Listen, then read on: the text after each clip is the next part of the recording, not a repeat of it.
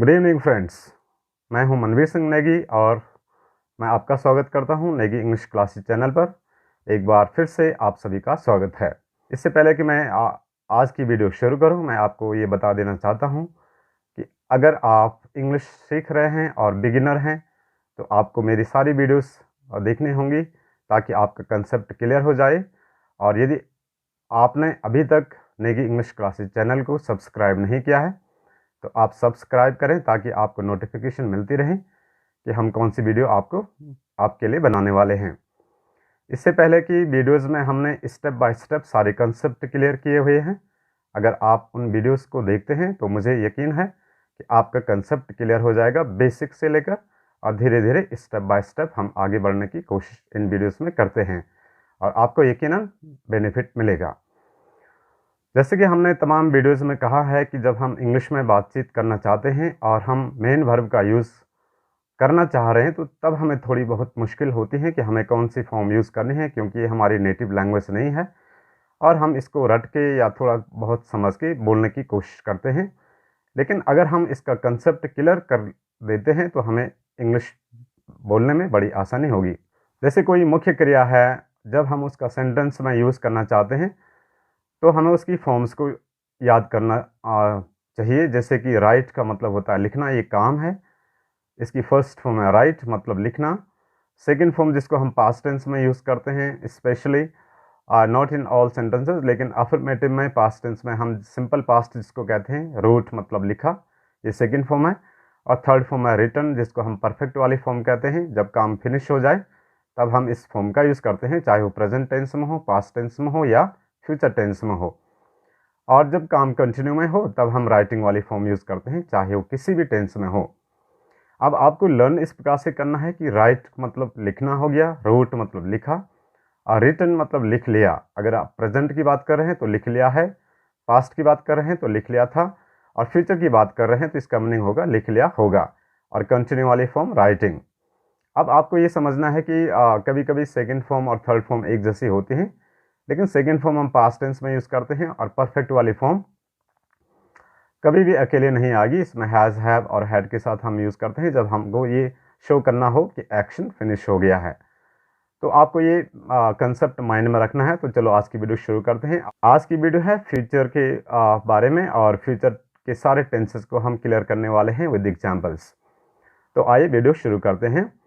जैसे हमने अभी आपको बताया राइट मतलब लिखना। अब जब हम फ्यूचर की बात करते हैं, इमेजिन करते हैं कि मैं ऐसे करूँगा, वैसे करूँगा, या ऐसे कर रहा हूँगा या वैसे कर रहा हूँगा, या मैं ये काम कर चुका हूँगा, मैं ऐसे इमेजिन करता हूँ। तो इमेजिन करने के लिए इंग्लिश में उसके लिए विल वर्ड यूज़ करते हैं, WILL। और पहले शल भी यूज़ करते थे, जैसे SHALL।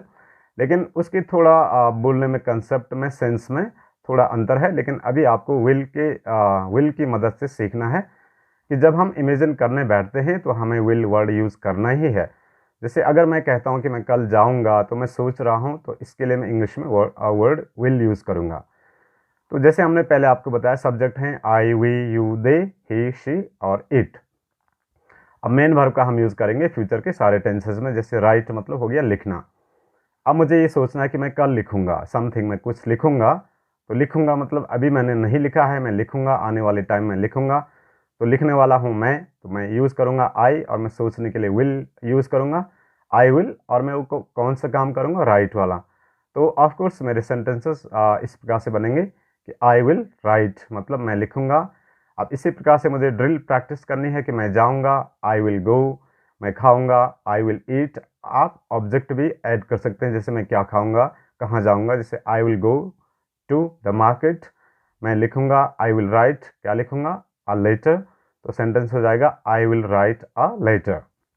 तो फ्यूचर में कभी कभी अगर आपको ग्रामेटिकली कहा गया है कि फ्यूचर इंडेफिनिट में सेंटेंस बनाना है। अगर आपको ग्रामेटिकली कहा गया है कि फ्यूचर इंडेफिनिट में सेंटेंस बनाना है, तो पहले हम आई और वी के साथ शैल वर्ड यूज़ करते थे, लेकिन इसका भी मीनिंग वही है कि इमेजिन कर रहे हैं आप, लेकिन थोड़ा बहुत सेंस में फ़र्क है। तो आप आई शैल गो भी कह सकते हैं, वी शैल गो भी कह सकते हैं।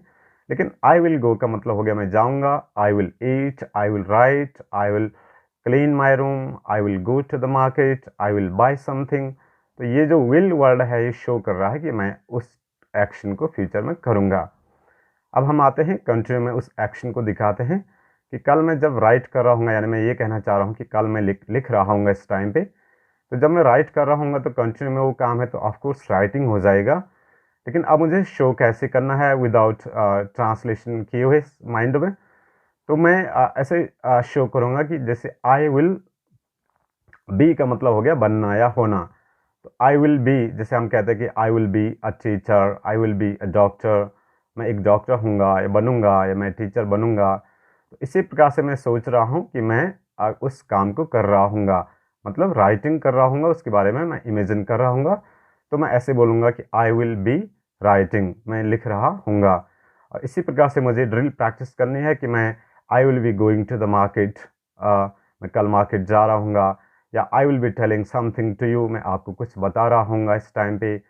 इस प्रकार से विल बी ऑफकोर्स ऑटोमेटिकली आएगा, आपको सोचना नहीं पड़ेगा कि विल के साथ बी वर्ड यूज़ करना है, क्योंकि आप इमेजिन कर रहे हैं कि मैं लिख रहा हूँगा।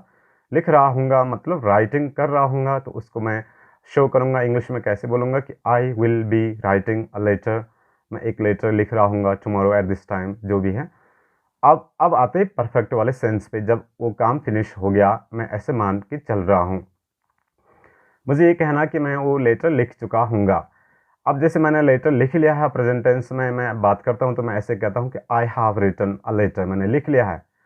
इसी को मैं इमेजिन कर रहा हूँ कि हैव रिटन में कर चुका हूँ, तो मैं ऐसे बोलूँगा कि I will have written a letter.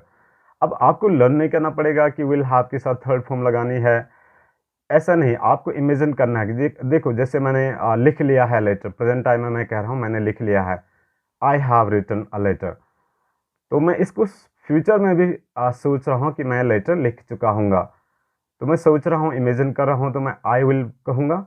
और मैं डन की इमेजिनेशन कर रहा हूँ तो हैव रिटन ऑटोमेटिकली बोलूँगा, तो वो सेंटेंस हो जाएगा I will have written a letter. चलो दूसरे सब्जेक्ट पे करते हैं।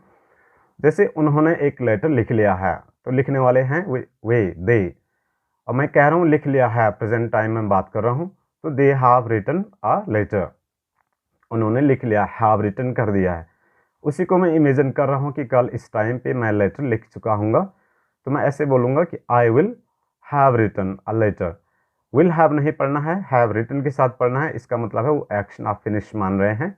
I will have written a letter tomorrow at this time, या बाय दिस टाइम, कल मैं इस टाइम तक लेटर लिख चुका हूँगा। Tomorrow I will have written a letter by this time. तो ये हो गया परफेक्ट में। अब आते हैं लंबे टाइम वाले कंट्री में। जैसे मैं सुबह से पढ़ रहा हूँ, या मैं सुबह से साफ कर रहा हूँ कमरा, या मैं सुबह से लिख रहा हूँ, तो उसको लंबे टाइम वाला कंटिन्यू मैं हैव बीन प्लेटफॉर्म पे शो करता हूँ इंग्लिश में। तो मैं ऐसे बोलूँगा कि I have been writing a letter since morning, या I have been going through this book since morning, मैं इस बुक को सुबह से पढ़ रहा हूँ।